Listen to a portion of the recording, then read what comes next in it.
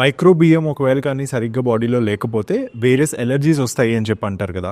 Allergies ఎన్ని రకాలు, are ఈ మైక్రోబియం వల్ల బేసికలీ ఎలాంటి ఎలర్జీస్ రావచ్చు చెప్పండి డాక్టర్. యా సో ఎలర్జీ అంటే మైక్రోబయోమ్ ఎప్పుడైతే మనకు చాలా ఇంపార్టెంట్ ఫ్యాక్టర్ అనుకున్నామో విచ్ ప్రివెంట్స్ ఎలర్జీస్, అంటే ఆ ఫుడ్ వల్లనే ఆ బ్యాక్టీరియా వల్లనే మనకి ఎలర్జీలు మనం తగ్గిపోతాయి. ఎందుకంటే అది గట్ ఆ యొక్క బ్యారియర్ని ఎపిథీలియల్ బ్యారియర్ అంటాం.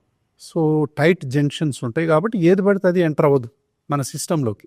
కాబట్టి ఇమ్యూనిటీ అనేది పవర్ఫుల్గా డెవలప్ అవుతుంది. అలా కాకుండా మనం డిస్బయోసిస్ అంటే మామూలు ఫుడ్ కనుక తిన్నట్టయితే ఎలర్జీలు వచ్చేటటువంటి అవకాశాలు ఉంటాయి. దానికి తోడు హెరిడిటరీ ఉంటుంది. అంటే కొంతమంది తల్లిదండ్రులు ఎలర్జీ ఆస్మా లక్షణాలు ఉంటాయి, తుమ్ములు, జలుబు, దగ్గు, ఆయాసం ఉన్న వాళ్ళల్లో. సో వాళ్లకు ఎలర్జీ పిల్లలు పుట్టే అవకాశాలు చాలా ఎక్కువ ఉంటాయి. కాబట్టి వాళ్ళు ఫుడ్ని మార్చుకోవాలి.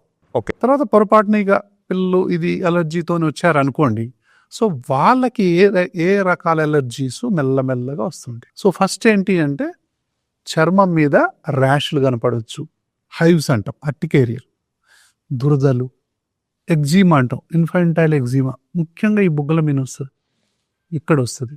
తర్వాత మోకాళ్ళ కింద ఈ యొక్క లెగ్ మీద వస్తుంది.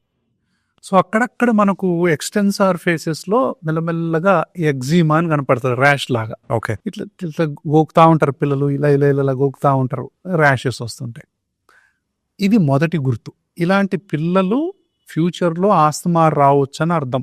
ఓకే. ఎప్పుడైతే స్కిన్ ఎలర్జీస్ మదర్ గమనిస్తుందో అప్పుడే వాళ్ళు డాక్టర్ని సంప్రదించాలి. అలర్జీ ఆస్మా మీద అవగాహన ఉన్నటువంటి డాక్టర్ని తొలి దశలోనే కనుక మనం సంప్రదించినట్లయితే ఈ ఎలర్జిక్ మార్చ్ అంటాం దీన్ని. ఎలర్జిక్ మార్చ్ అంటే ఏంటి?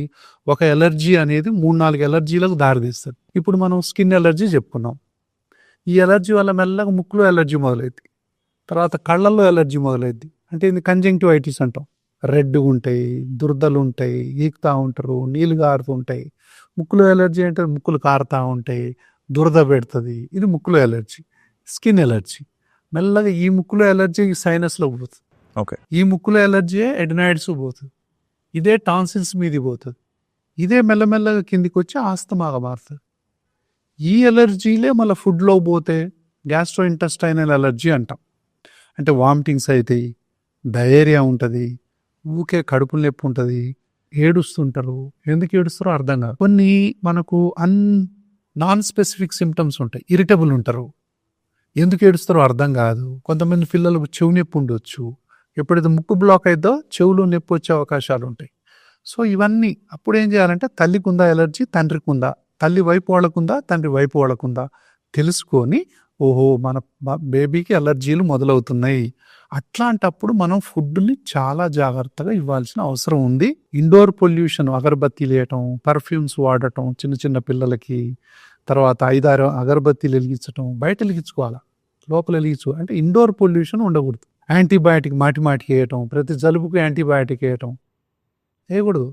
ఎలర్జీకి యాంటీబయాటిక్ వేస్తే ఏం లాభం? వైరల్ డిసీజెస్కి యాంటీబయాటిక్స్ వేస్తే ఏం లాభం? గట్టు ఉన్న బ్యాక్టీరియా మొత్తం చచ్చిపోద్ది, మంచి బ్యాక్టీరియాలన్నీ చచ్చిపోతాయి, ఇంకా మరిన్ని ఎలర్జీలకు దారితీస్తుంది. కాబట్టి సరి అయినటువంటి డాక్టర్ని సంప్రదించి ఒక ఎలర్జీ ఇంకెన్ని ఎలర్జీలకు దారితీస్తుంది, దాన్ని ఆపటం ఎలా అనేది చాలా చాలా ఇంపార్టెంట్. ఎలర్జీ అనేది ఆస్తమాకు దారితీయకుండా మనం ఏ జాగ్రత్తలు తీసుకోవాలి అనేది చాలా ఇంపార్టెంట్. ఓకే.